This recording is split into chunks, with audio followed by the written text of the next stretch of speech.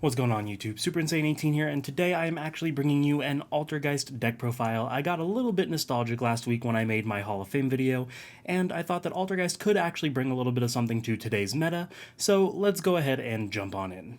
Alright, so starting things off, we are going to be playing 3 copies of Altergeist Meluseek.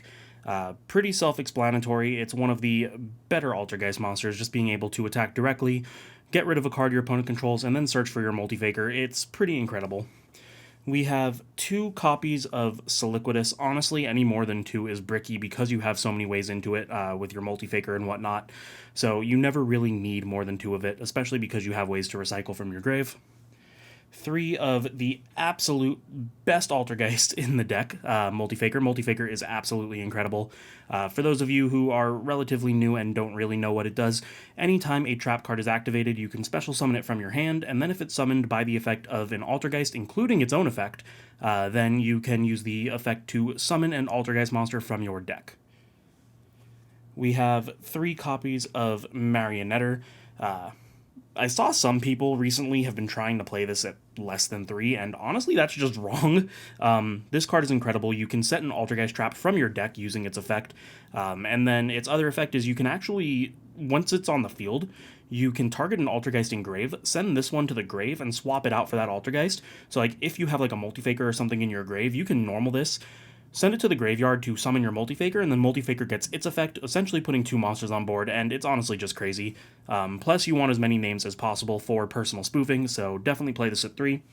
And then the last monster in the deck total is going to be Altergeist Konkiri. This is just a very good power 1-of. It's able to stop an attack and keep you alive for a little bit longer, as well as just negating a card while it's face up on the field.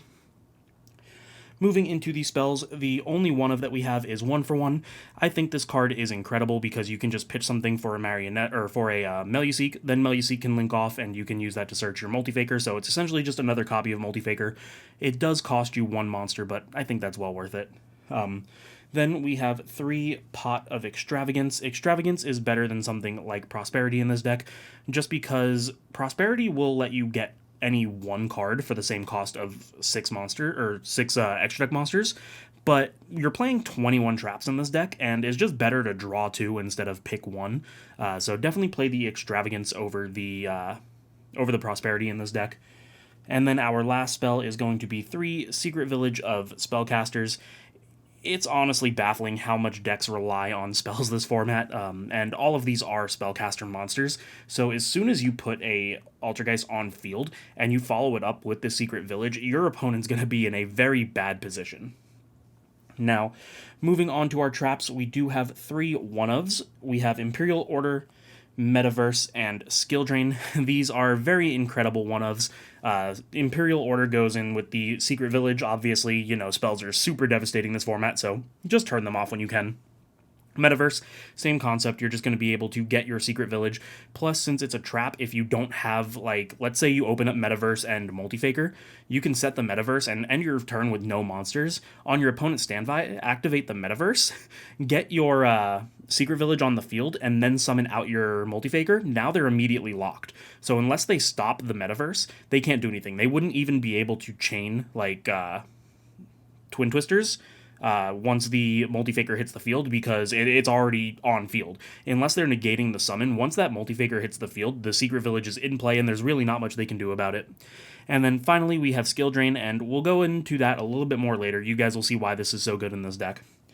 Onto the Altergeist 2-ofs, we play 2 Manifestation. I think Manifestation is a good 2-of because Siliquidus can recur it from your graveyard. Definitely don't play it at 3 because it is very searchable with cards like Marionetter. 1 you can get away with, but I just personally like 2 because you can't Marionetter for multiple Altergeist traps in a single turn. So you want to maybe open this up, that way you can get both Protocol and this at the same time. But I definitely think 2 is the correct number, which is the exact same for Protocol. You're going to play 2, again, because the Marionetter can just set it for free, and Protocol is just a devastating card. Your activated Altergeist effects can't be negated, which is why you play Skill Drain. The fact that you can have, as long as you have this on the field, Skill Drain does not affect your Altergeist monster's activated effects, and that's just insane. Then you can also negate an effect by tributing a face-up Altergeist card, so it's a little bit insane there as well. The last two ofs that we have are not Altergeist specific, but they are Rivalry of Warlords. This makes sure that each player can only control one type of monster. That's really good in, honestly, like some of the top decks right now. You've got Prank Kids that are summoning every type under the sun. You have Drytron, which goes for both machines and fairies. You have Tri-Brigade, which has all the 3 different beast types. So telling them that they can only control one while you have literally only one type of monster in your deck is just incredible. 3 ofs, we have 3 Infinite Impermanents. This card is insane with Multifaker because this lets you play on your opponent's turn 1. Let's say you lose the dice roll and you open up Impermanence and Multifaker. You can literally just imperm their monster, summon Multifaker on their turn, Multifaker into Siliquidus, and now you have a bounce before you even have a turn to play the game, and it's just incredible. Honestly, Impermanence is probably the best trap in this deck. Then we have the 3 of Personal Spoofing. This is what allows you to kind of make sure you get your Multifaker. You can just shuffle any Altergeist back, whether it be from field or hand, add Multifaker to your hand, and then you can actually resolve Multifaker after the activation of Spoofing. So if you activate Spoofing, and then let's say you just shuffle back like a Meluseek or whatever into Multifaker, you can then chain Multifaker at the resolution because this was activated, because Multifaker checks at the end of resolution. So since Multifaker is in the hand at the time that this finishes resolving, you can summon it off of adding it off Spoofing, and that's just crazy. Then we have 3 Solemn Strike. Solemn Strike is honestly just an incredible card. Really not much need to be said there. And the last 3 cards are actually flex spots. These can be any 3 that you want. I personally chose these because I think they have a very good matchup in today's meta. So the 3 that I chose are Summon Limit. If we look at the top decks, literally everything is summoning more than twice. So being able to just Summon Limit is honestly incredible. But like I said, these are flex spots. If you don't like Summon Limit, you can play literally anything else.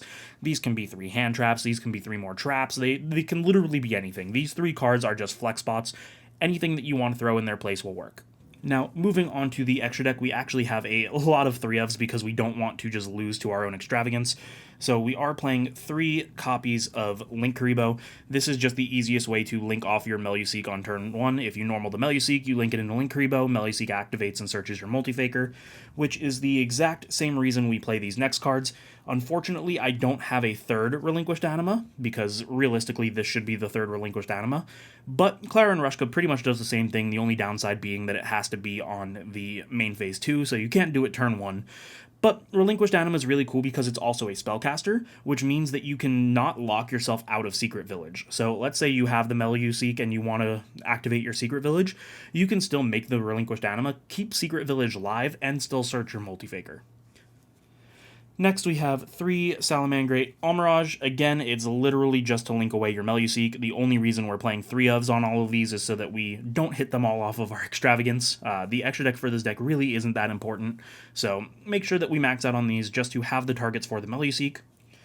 Next, the only card that realistically matters in the extra deck is the Altergeist Hextia. This card is a spell trap negate, as well as being able to swing for massive damage. It will gain the attack of any Altergeist monster that it points to. So, like, normally you'll have it pointing to something like a Marionetter, and it goes up to 3100, so it is a pretty big beater, and being a spell trap negate is also cool. Its other effect does let you search. When it goes to the graveyard, you can add any Altergeist card, so that comes up a little bit, usually not that much, but it is what you do to swing for damage, as well as just have another negate on board. And then lastly, just a small Nightmare package for utility. Again, the Hextia is really the only card in the extra deck that matters. These are just there for if you need something, you can go into them. But there you guys have it. Let's go ahead and look at the side deck. Alright, so we do have 3 copies of Inspector Border, and realistically, this is the only going first card in the side deck. Just because, honestly, this card is insane. This is a card that I played when I got my invite with Altergeist back in 2018, and if you can just normal this and back it up with traps, it's pretty much a free game. None of the opponent's Drytron monsters will be able to activate. They won't be able to activate any of their Tri-Brigade monsters. Prank Kids can kind of play around it a little bit, but after they get that 1 summon, they're pretty much locked out. So they better use that 1 summon wisely. This card is just absolutely insane. If you're going first sided in, everything else on the side is mainly for going second. But Inspector Border is just crazy. Then we have a Kaiju package. Unfortunately, I don't have 2 Godarla, So I am playing a Dogger in here. This should be a second Godarla. The only reason that it should be the second Godarla is because you do still have Tri-Brigade players that are playing the Wind Barrier statue, so being able to Godarla it is just kind of crazy, the fact that it is a wind, so you can just tribute over it. Like I said, unfortunately, I don't have the second Godarla, so it is the Doggerin for now. But backing up the Kaijus, we also have 3 copies of Interrupted Kaiju Slumber. Pretty much this deck just loses to monsters that are very hard to out, so why not play one of the best engines for just outing monsters? This is actually just an insane package to play.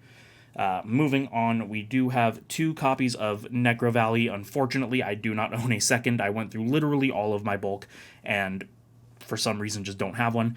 Necro Valley is really good because it will stop pretty much anything. You won't be able to banish cards off the Tri-Brigade effects. You won't be able to resummon Drytrons from grave. Just a really good utility card for the format. And finishing things off, we have our 3 copies of Evenly Matched.